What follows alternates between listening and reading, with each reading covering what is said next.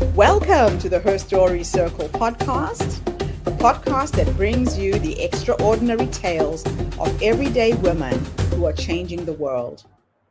I'm your host, Gertrude Mache, and I'd like to acknowledge traditional custodians of the land on which we meet today.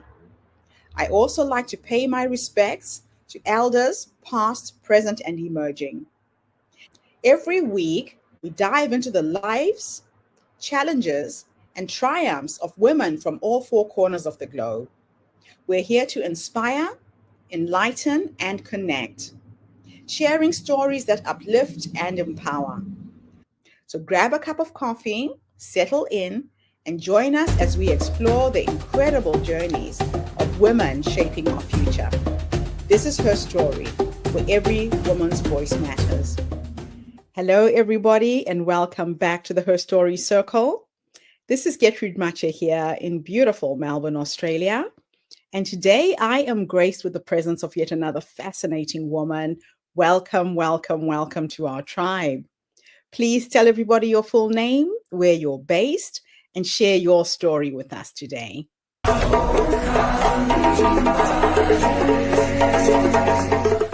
Hello, everyone. I am Dr. Heather Browne. I am based in Orange County, California, and I am a psychotherapist, a speaker, and an author.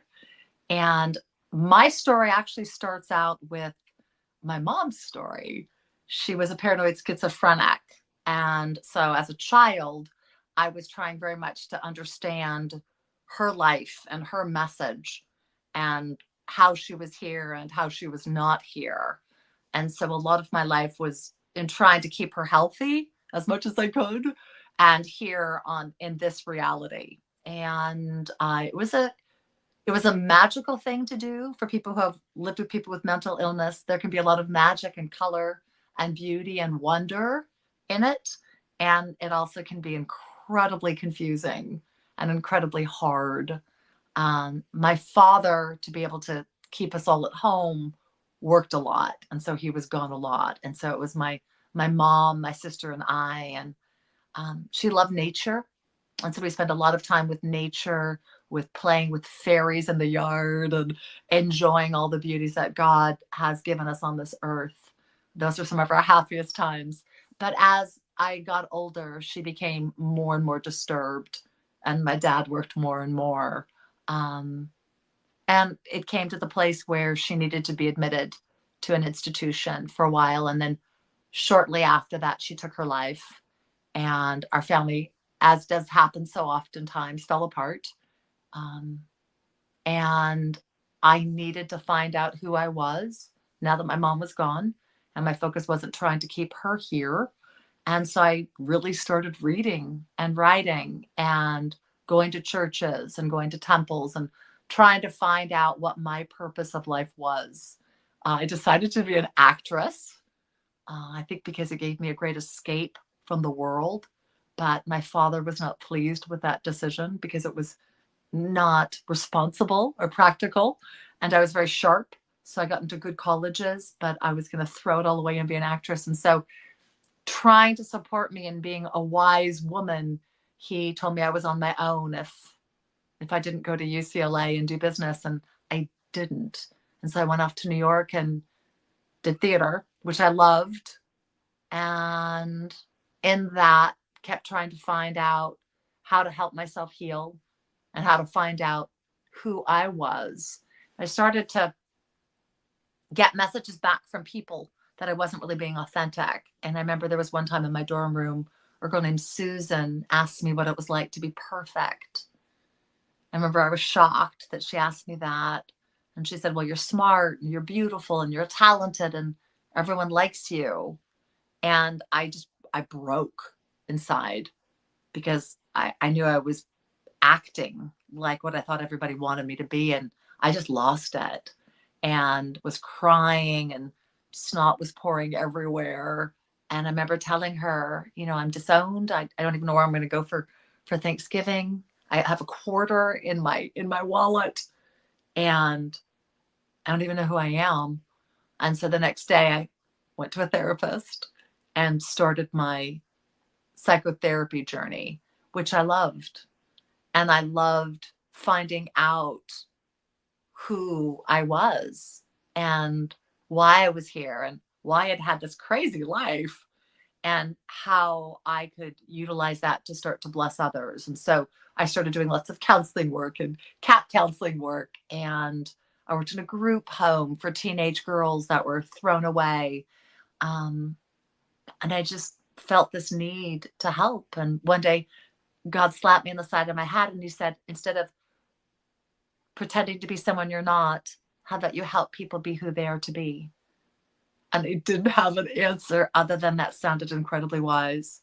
And so I looked into getting my master's in counseling and was blessed to have a school that offered me a full ride scholarship as long as I worked really hard, which I did. And I have never stopped. And I love the beauty of helping someone find their own voice and their own truth. And all those dark corners of our life where we've been hurt or we've been wronged or we've been lied to or been cheated to. What was that voice that was hidden? What is that part of that little girl inside that still wants to call out and still wants to be seen and still wants to be recognized? So a lot of the work that I do with women is about self-empowerment and self-vocal discovery and grounding. A lot of inner child work, of course. And that doesn't necessarily mean that you're in a relationship or not in a relationship. It can be either way. A lot of us lose who we are in a relationship because we're trying so hard to please everybody else or take care of everybody else's needs. And so a lot of the work that I do with people is trying to help them hold on to themselves and to ask themselves, are you taking care of yourself in all the ways that you can, emotionally and financially and physically, spiritually, sexually, of course, as well. I work a lot with couples. I work a lot with grief and loss. I have a different way of looking at communication because of my mom, which is that I don't think words are where our conversation starts. I think communication starts with compassion and then an attempt for connection. And then from that, we bring the conversation.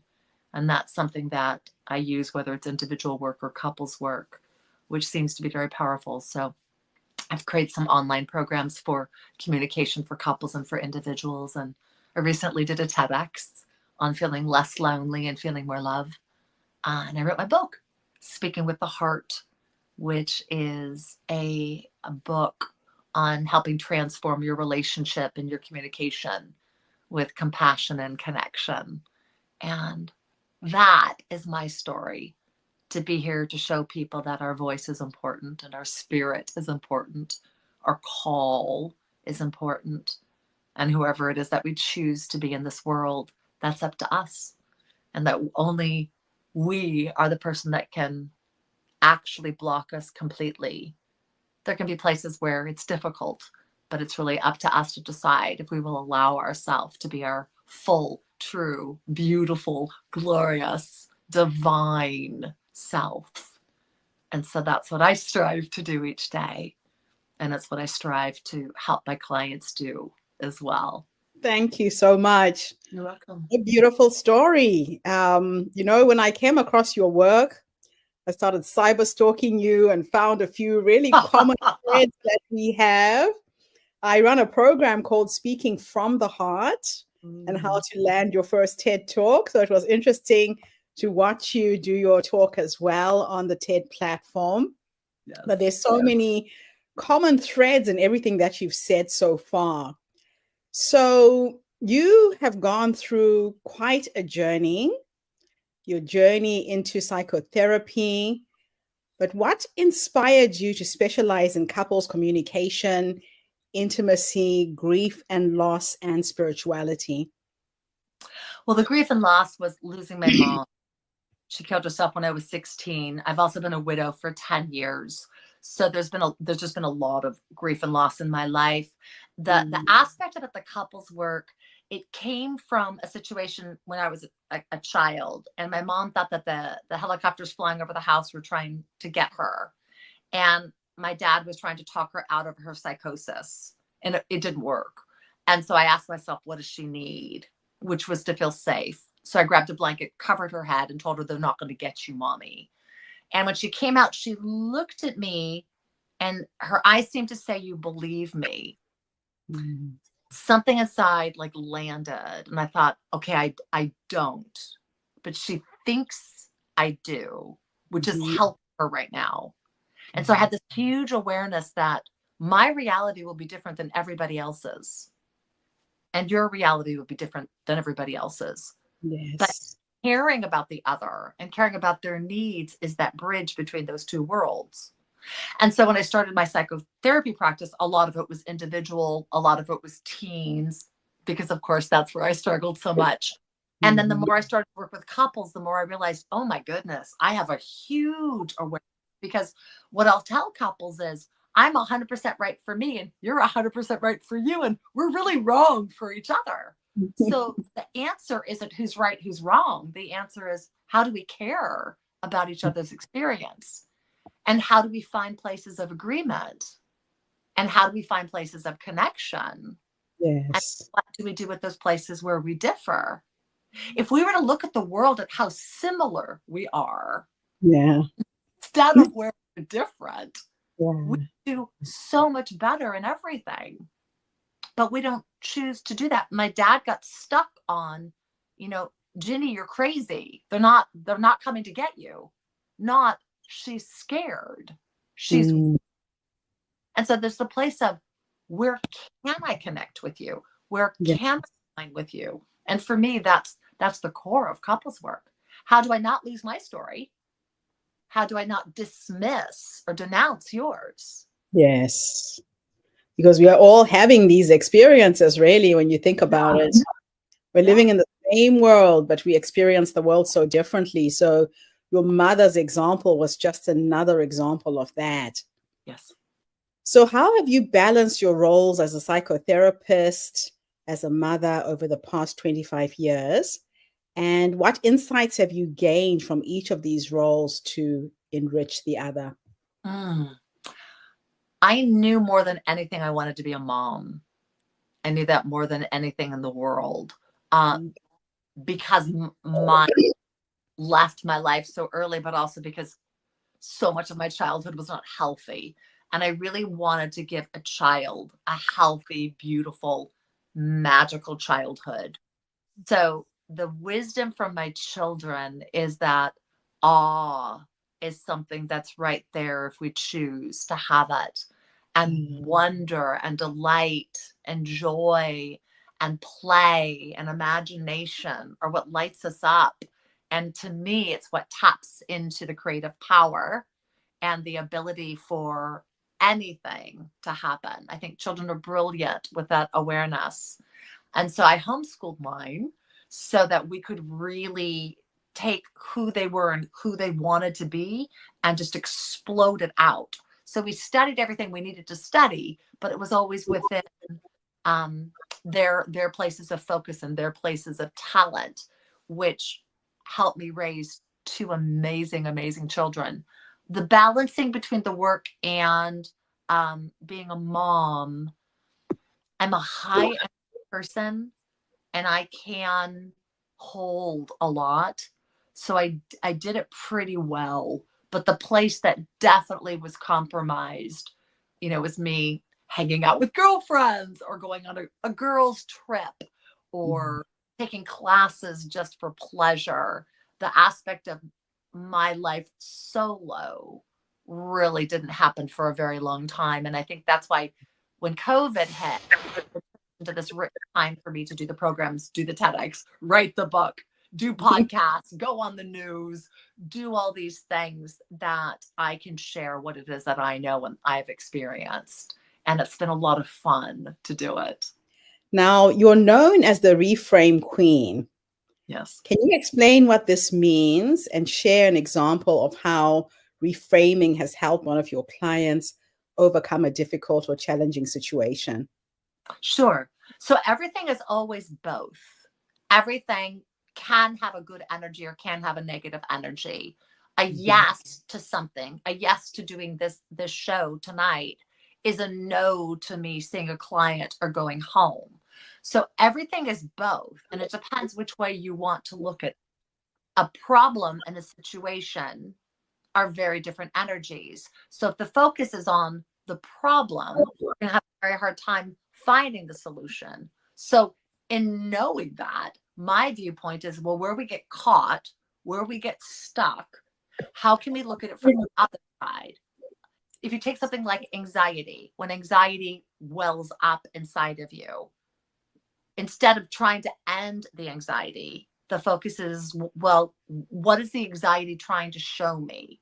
What is it trying to teach me? I had somebody who had an emotional relapse. She was really disappointed in herself because she hadn't acted out in this way in a really long time. She came into session. She was very, very frustrated. And I said, well, let's reframe it. Let's not have it be a relapse. Let's not have it be failure. Let's have it be retrieval. You needed to go back to some time before, some way of doing something before, because you thought you were going to gather something in that. And what was it that you gathered? And she said that it still doesn't work. I said, great, let's retrieve that. And now you're not going to need to relapse again because you've retrieved what was missing. If you take a situation where you're struggling, if you take a situation where there's a resistance, instead of pushing against or forcing against, if you take a pause and say, well, what is there for me to find here? Let me reframe this. Not, oh, why are you resisting me? But goodness, there's a place you're not feeling safe. How can I bring in more safety for you here? How can I bring in more lubrication here? So if you take it from the other side, you will find the answer. The challenge is we tend to get stuck on the problem. Yes. Saying you've got to dig yourself out of the hole. Well, here's a reframe. There's no way to do that. You've got to put the shovel down and crawl out the other direction. Yeah. So when you recognize that, the things that we have been taught, you can't teach an old dog new tricks. Yes. That's baloney. We came into the world knowing how to cry, pee, poop, and maybe nurse. That's it. Look at all the things you can constantly learn. You can constantly grow. But we tell ourselves these things that limit us. So a reframe is, well, let me tell this story in a different way that gives me a better outcome. That is so beautiful. What do you believe are the key elements in transforming lives into expressions of beauty and joy? And how do you incorporate these elements into your therapy sessions? What a beautiful question.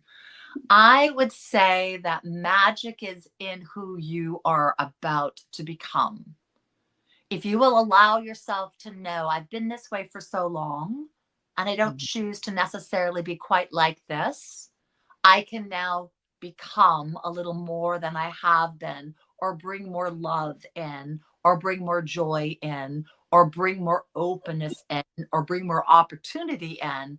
Now I'm going to have a little bit of a different experience. We've all done life as we know up to this moment. Yes. But it can be anything beyond this moment. And I can change anything that no longer serves me. Just because I've done something up until this moment doesn't mean I need to keep doing it. So to me, giving myself and giving my clients that freedom, what does this still serve you? Does this still bless you? Is this a story that you want to be saying? Or is it getting a little old? And if it's getting a little old, then I just ask, well, what is the story you'd like to tell now? I'd like to be powerful and excited and alive. It's like, okay, well then what are we going to do to cultivate that? So it's moving yourself. I guess moving isn't the right word, but it's bringing yourself into the place of now, into mindfulness, and into, well, what would that look like? What would that feel like? What would that taste like? How is that different for you? We only have this day because there is no tomorrow. So how am I going to use this time right now to try to bless myself, to try to bless you and your readers? It can be anything as long as we are open to it. And it is something funny that we all forget that there is only this moment. They say that stress is based on you worrying about things that may or may not happen. Depression is based on things that have happened and you can't go back and change. Yes. A lot of us are either living in the past or we're living in the future, and we forget to be present in this moment. Yes. That's a very beautiful reminder. So, what are some of the common communication barriers that you see in couples, and how do you help them improve intimacy and understanding in their relationships? One of the biggest challenges is couples believing that their partner no longer wants to love them or no longer chooses to love them. And it's actually very rarely the case early on. It might happen much, much later. But when we Right. start to feel those little moments where we feel forgotten or the person isn't patient enough, I don't think anybody intentionally wants to mess over their partner or hurt their partner. We do. We for sure do with the choices that we make, but I don't think that's really hardly anybody's intention ever. So if you Mhm. remember that, one of the best exercises that I give couples is before the end of the day, ask your partner, is there someplace I missed you today? Or is there Yeah. some way I didn't come through for you? And would you let me do that now and take care of that now and change that now? And then also ask, where did you feel the most seen or the most heard or the most desired or the most loved by today? And would you let me deepen that a little bit more? The challenge that we have is that we stop intentionally really trying to heal and to Mm, grow our relationship. We get used to just being together and having it be, kind of what it always is. Instead mm, of realizing it's just giving that little bit more. I can say I love you, or I can say I love you. Well, one's going to feel a whole lot better. But do you mm. let yourself come from that place with your heart, speaking with your heart, sharing with Yeah. your heart? Or are you attached? And so, what I work with couples on is coming into that place of freshness, coming to that place of like, let's make this kiss wonderful. Let's make this moment wonderful. Let's not miss each other simply because we're kind of used to being together. Five Mm, minutes a day of true intimacy does wonders for a relationship. And you've got 23 hours and 55 minutes to do all the stuff you need to do. But most of us don't even really engage truly for five true. minutes. That is so Yeah. true. A Yeah. reminder to most couples on how to be with each other. And sometimes the longer you've been together, the worse it gets, unfortunately. It can get really awkward and really monotonous. But Yeah. Yeah. why? Mm, Why? There's no reason for it to be. Does it take some attention? Yes. Does it take focus? Yes. But the mm, outcome is so much better yeah. than just being bored or being monotonous in how you do something. Like spice it up. Now, let's talk a little bit about grief and loss. Grief and loss are profound experiences. I lost my mom during COVID. I just lost my dad 6 months before. Then my daughter had a miscarriage 2 weeks after my mother died. My partner's mother died on Zoom 3 weeks after my mom died. And 2020 was a very, very challenging year. How do you guide your clients through these difficult emotions and help them find healing and hope? Well, I think one of the first things is if you really tap into yourself, your body and your heart and your soul are going to know a little bit of what it is that you need and the way that you need to grieve. And unfortunately, our world doesn't really support that. We'll tell Yeah. people how they're supposed to be, or you shouldn't be this way, or you should be this way, or at a year, you better be this way. There really is a very important place of letting yourself grieve. For each of those losses that you had, you grieved each one differently. Now, there's Yeah. also the place of the communal that happens when you've had so many so close together. There's a deepening that happens by having so many also that makes it incredibly hard. And yet you still lost each individual in each relationship.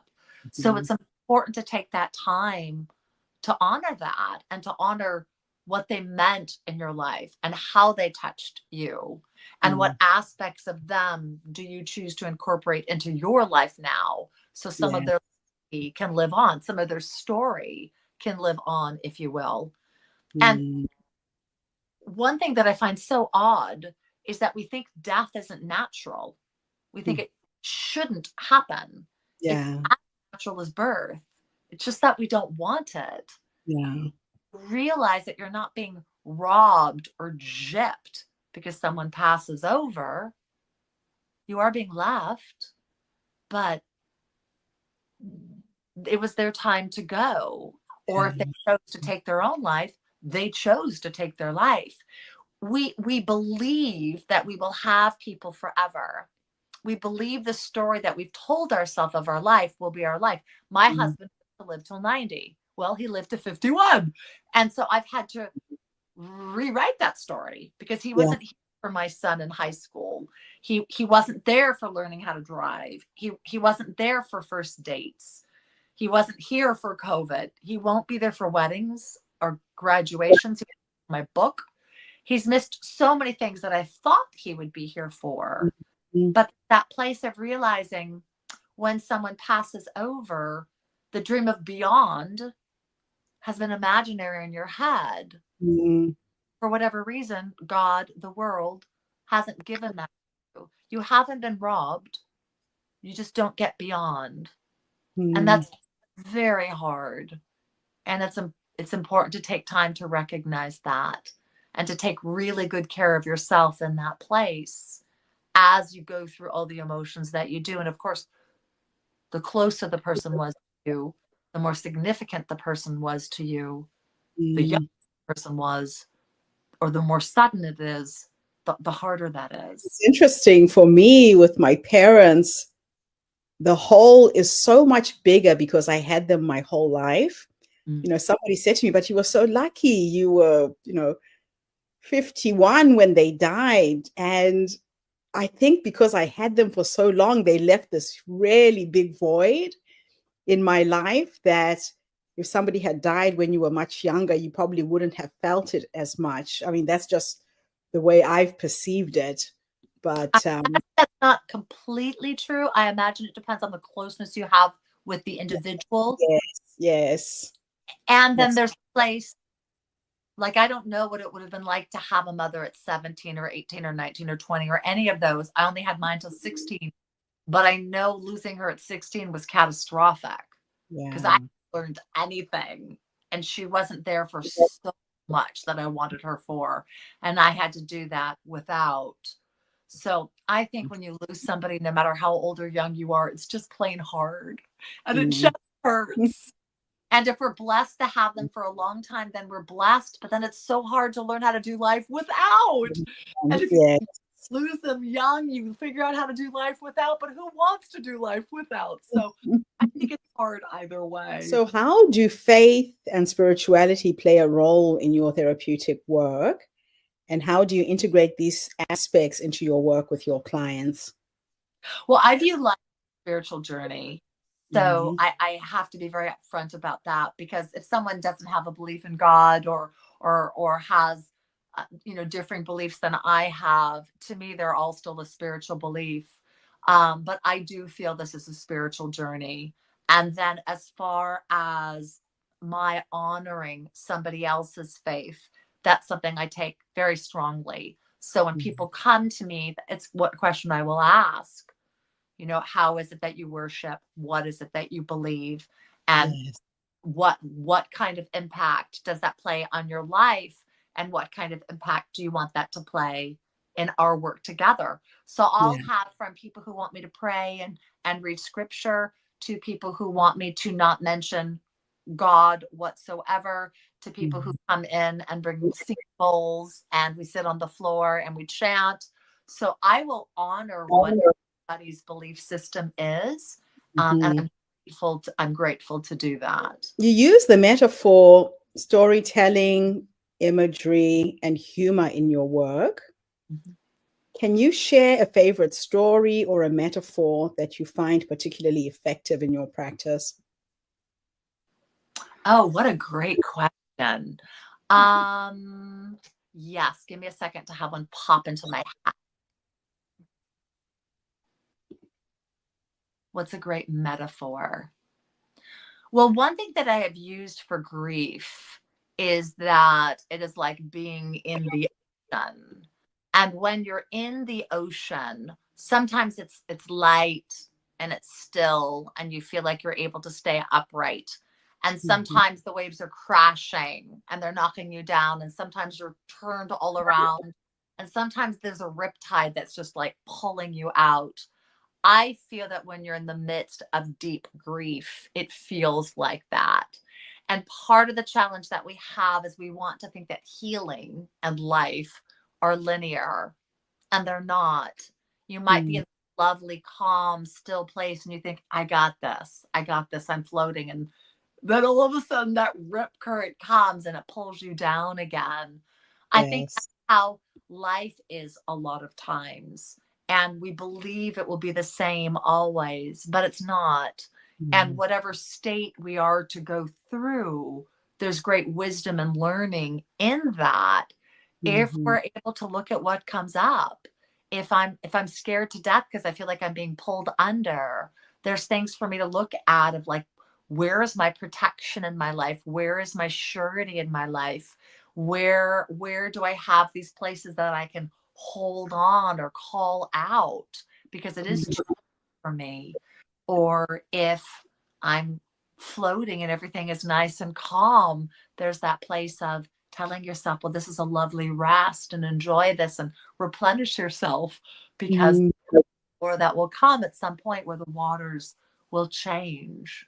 So Yeah. I probably use that quite a bit in grief because it feels very accurate, but it feels accurate just for our life journey. You don't Mhm. quite know when COVID's going to hit or a car accident is going to hit or cancer is going to hit. And it's what do you do in those moments where life has changed completely from what you thought it would be? You've published several notable magazines. You've been published in several magazines and you've appeared on television as a relationship expert. How has this media exposure influenced your practice and outreach? Well, the beautiful part is people like you find me and they say, I would love to talk to you. I'm like, wonderful. So I do get Mm. a lot of people reaching out and asking if I'll do podcasts or asking if I'll collaborate with them in summits or help them with an article. What's also been really fun is I have reached people in places where I wouldn't normally reach. So I'll have clients, in Northern California that will call me and they say, could we work on Zoom? Which of course we can, or Southern California, who I wouldn't be able to meet with because we're at too far a distance. And then with some of the other things that I teach, I've had people reach out from other countries. And so I've coached with people in Europe and Asia. And so I've had opportunities to meet with people that I never would have met um, Yeah. being in Southern California. And that has been thrilling. In the future, there will be some retreat work that I'll be doing. There's a woman that I've worked with quite a bit on her podcast and in some summits for her, and she's in France. And we want to work together and do a grief retreat in Europe. And so that's something that I'm looking forward to. There's someone in Spain who wants to do a healing wellness workshop with me. So just got to find the ways to have the compensation for that to happen, and that Mm. will be happening. So it's opened a lot of doors. I was found by Lou Buscaglia's organization because of a post I wrote about him, and have been interviewed for a documentary about him, and that never would have happened Yeah. without the podcasts or the TEDx or the book. So sometimes it's not a direct line, but you'll see Yeah. it's happening in different places. I've met so many people I never would have met. I'm being included in a networking group whenever I sign up, which comes off of being asked to be on a radio show, which then turned into being asked to speak at an event, which turned out to someone who has a business networking organization asked me if I'd be a member. So it just kind of trickles in like fairy dust. There's quite a ripple effect that happens once you start putting yourself out there. That is so beautiful. Yeah. So, my last two questions for you are a bit of a time experiment. I'm going to start off by teleporting you into your past. Mm. And we are going to go and have a conversation with the younger you, maybe that young girl who had lost her mom so suddenly. If you could go back and give yourself three nuggets of wisdom based on what life has taught you up until this point, what would those three nuggets of wisdom be? You are always loved, even though you might not feel it from the people who are in your life. We are protected and dearly wanted in this world, on the spiritual realm, and how important that is. And that it's a beautiful thing to love your life and to choose to do things that allow you to become all of who you want to be, because there is only one you. And it's a beautiful, beautiful opportunity in this life to let yourself become whoever that is that you choose to be. The last question is now teleporting you into the future. Like, you are speaking to somebody who's already in tomorrow afternoon. If I could take you to the 90-year-old you, Mm. and you're sitting on your rocking chair surrounded by your children, your grandchildren, your dogs, your cats, if you could go and have a conversation with this wise woman who has led you to this point your whole life, what would you say to her when you finally meet her? Oh, how honored I am to be in your presence, and how much I want to listen and learn about the wisdom of your spirit and your soul, and how much I hope that I can bring you some joy and some laughter and some lightness to remind you that you are still forever glorious and beautiful and young and adored and wanted and precious. That's what I would tell my 90-year-old self. I love that last question, Heather, because a lot of women don't realize the wise woman is already in them. Mm. She's that little voice that says, go left, go right, say yes, say no. And we need to learn to tune in and trust her more. I play a little game where I play with the energy of who I am becoming. I Mm. do my meditation, my prayers, and I ask her questions as simple as, what is the next step if I get stuck? And it comes through my dreams most of the time. Sometimes it's something I say to someone during the day that's connected to the challenge, and they'll say something. And by the end of the day, I've got it all worked out. We know everything if we just open ourselves up to find it within us. Whether Yeah. asking our little 3-year-old self, what do you need? If we're asking our 90-year-old self, what would be best for you? We know. Yes. Yeah. We are born with all of those knowings.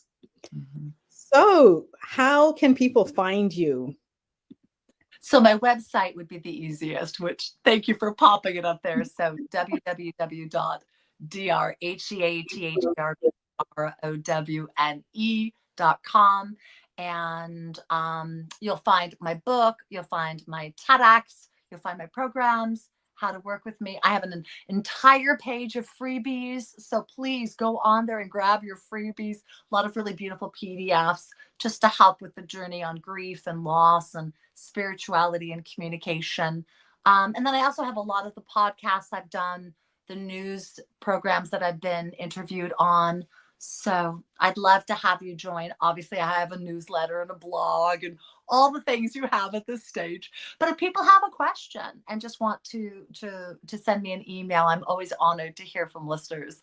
I always find it a beautiful thing, whether I can work with someone or not, to see if I can guide them along their journey to find what it is that might bless them. Thank you. Thank you so much, Heather. It's been an absolute honor interviewing you today. Thank Thank you. you for your work. And thank you to everybody who's tuned in today. The Her Story Circle is attracting some phenomenal women, movers and shakers in their field.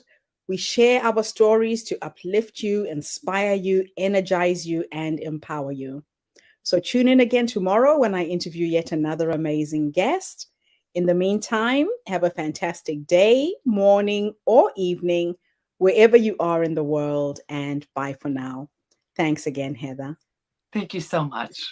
Thank you for tuning into the Her Story Circle podcast. I hope today's story has inspired you to believe in the power of our stories and the difference you can make in the world when you use your voice. I'm Gertrude Mache, and it's been an honor to share this space with you, where voices from all walks of life come together to weave a rich tapestry of diverse perspectives. Don't forget to subscribe, rate, and review our podcast to help us share these stories with more listeners. Follow us on social media by looking for the Her Story Circle podcast for more updates. And join us tomorrow for another episode filled with courage, resilience, and empowerment. Remember, your story matters, and together we're building a stronger, more inclusive world. Until next time, keep making her story.